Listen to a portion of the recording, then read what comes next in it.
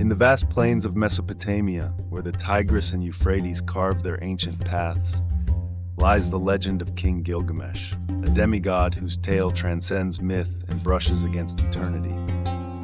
Inscribed on clay tablets over 4 millennia ago, this story is not merely about a man, but about a quest, a curse, and a lesson etched into the soul of humanity. Uruk, the city of King Gilgamesh, was a marvel of the ancient world. Its walls, built by the hands of the king himself, seemed to graze the heavens. Every brick bore testament to the ambition of a ruler half divine, striving to defy time itself. But Gilgamesh, in his arrogance, was a cruel king, a man hungry for power and indifferent to the suffering of his people. Ancient texts recount that Anu, the god of the skies, sent a rival to humble the king, Enkidu, a wild man shaped by the gods. Their fierce and unforgettable battle turned into a deep friendship.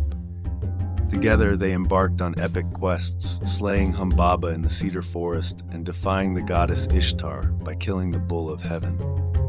Yet, within these acts of heroism lay the seeds of their downfall.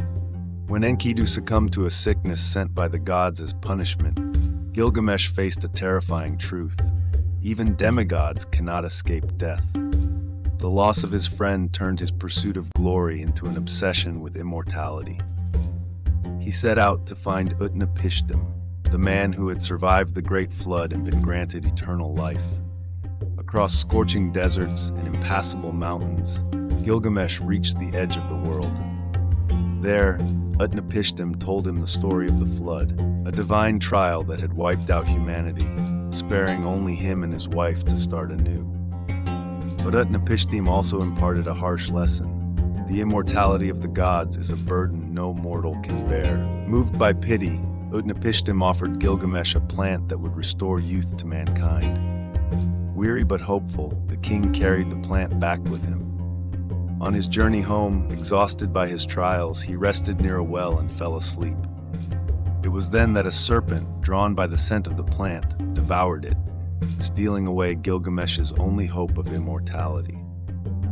When Gilgamesh awoke, he found only the serpent's shed skin, left behind as a cruel reminder of life's endless renewal, but without him. Returning to Uruk, Gilgamesh realized his quest to defy death had robbed him of what made life precious, its moments, its connections, and its impact on the world. He gazed upon the walls he had built and understood they were his true immortality, a legacy no time or death could erase. Thus, the legend of Gilgamesh is not merely one of greatness or tragedy. It is a mirror held up to every human being, an invitation to ponder what makes a life worth living.